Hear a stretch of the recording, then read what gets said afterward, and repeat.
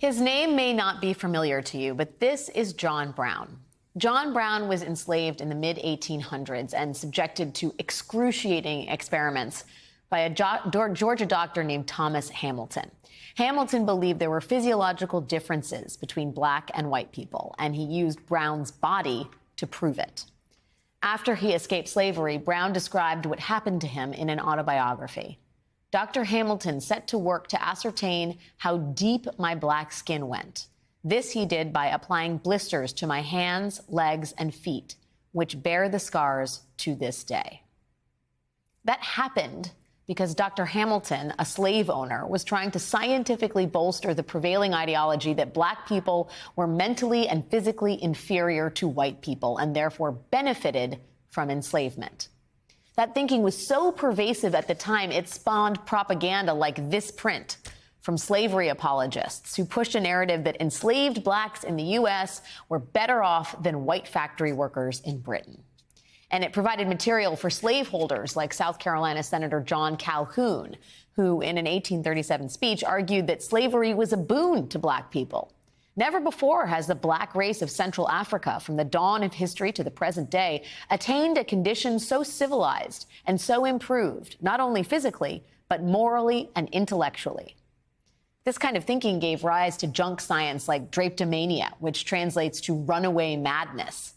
It was a clinical term of the 1850s based on the belief that slavery so vastly improved the lives of the enslaved, they would have to be mentally ill to run away.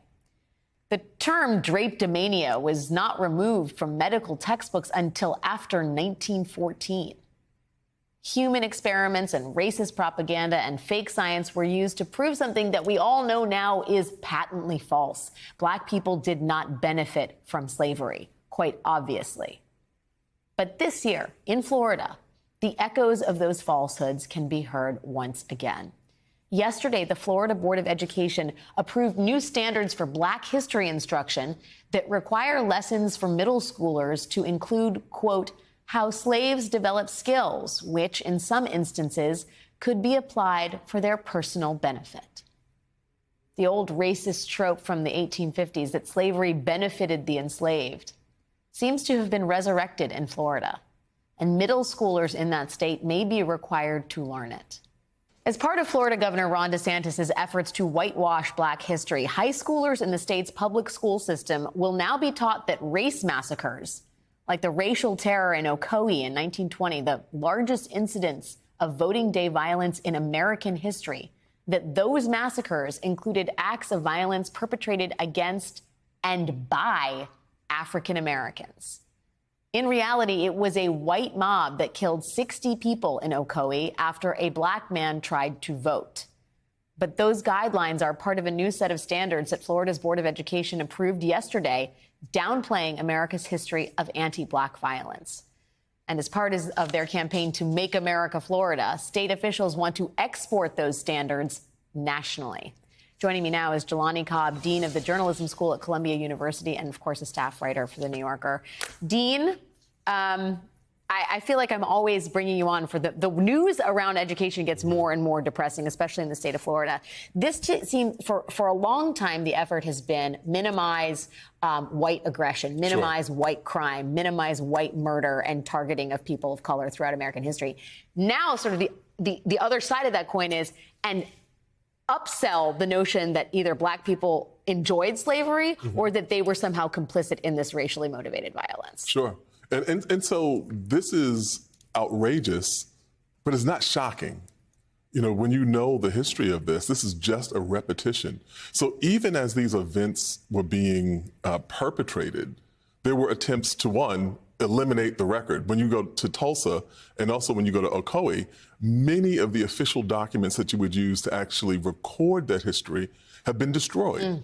And so there's the attempt to whitewash it in the immediate aftermath, and then the reversal of the narrative to make it seem that the people who were victimizers were actually victims, and people who were victims were actually victimizers. The most pernicious part of this, however, is not the dishonesty, not the outright lying on people and who lost their lives, but it's the purpose of it. Yeah. They do this in order to uphold an unjust and unfair state of affairs in the nation and in the state. So they're telling this story. The question is, they're telling the story for what ultimate purpose? And I think that's where it gets to be really pernicious. Well, it's pernicious, but it's, I mean, at least from my vantage point, transparently pernicious. It is so egregious that the Vice President of the United States is going to Florida tomorrow to talk about what's happening in the Florida public school system. I wonder if you think they get away with this. I mean, they potentially can. You know, given what we've seen, you know, the Anti-Woke Act and the Don't Say Gay Act, and you know the kind of rearguard march that's happened in education in Florida, the way that they're antagonizing people at the university level, the way that they are, you know, creating a chilling effect, you know, across education on all of these tiers. I'm not sure that they won't be able to get away with this. I will say one thing that I think is also particularly disturbing is the fact that Ron DeSantis was a history major. Yeah. That he graduated from Yale with a degree in history. Now, I know the faculty at Yale. I know that department. I've lectured at Yale. Nobody, I can guarantee you, nobody taught Ron DeSantis the foolishness that we're seeing being passed off as history in Florida right now. Well, I think I believe you when you say that. I think what's equally disturbing about all of this is that other states are looking to Florida as a guiding light in terms of how to revise American history, how to shift the country into reverse, as you say. And what could emerge is literally just the fragmentation of American education, right? Where you have blue states that are not under the same sort of duress as red states, where history is taught in a fulsome way, and then red states where we have revised our history, where there's a different understanding that children are brought up with as it comes to America's bloody and violent history on race. And what are the implications for a country already so fractured to poison the well in the education system? We're talking about children in elementary and middle and high school, to be brought up with this. Sure. So the issue is the protection of hard-won rights. Yeah. The fact that people were excluded from the social compact, excluded from the civic compact, the fact that people had to lose their lives in order to attain rights that were granted in other communities at birth. And so that is the fundamental narrative, and that's a crucial narrative in terms of understanding how this nation came to be what it is. Now, if you eliminate that narrative, what you do is make it possible to marginalize those people again, to strip away their rights again, and not only to be able to do that, but for the public to not even understand the travesty as it is happening. Right. Well, when you say, I mean, basically, they've tried to censor the phrase structural racism, and now they're actually trying to tear down the sort of structure itself, right? It's not just the language, it's actually the history itself, trying to revise it in a way where structural racism, not only can you not say it, it never actually existed. I mean, I think the fundamental issue is that we understand that to be cancerous for the United States of America. Other states, so enamored of this idea that CRT has poisoned the well, are going to replicate. I mean, do you think it's a foregone conclusion that this gets replicated in red states where governors have looked kindly upon what Governor DeSantis is doing? I mean, people will try. I mean, that's absolutely the same thing that we saw with CRT. And so, you know, what you do is strip away the utility of history in the first place. And you know, as I say time and time again, teams watch their game tape to see what they got wrong, not what they got right. You're so right. And that's the whole purpose of studying history in the first place.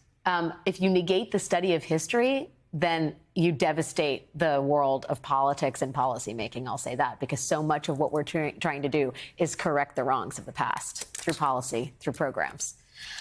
We see why it all dovetails into a political agenda. Dean Jelani Cobb, it is always so enlightening and such a pleasure, even when it's about distressing topics, to see you and speak with you. Thanks for your time and wisdom tonight.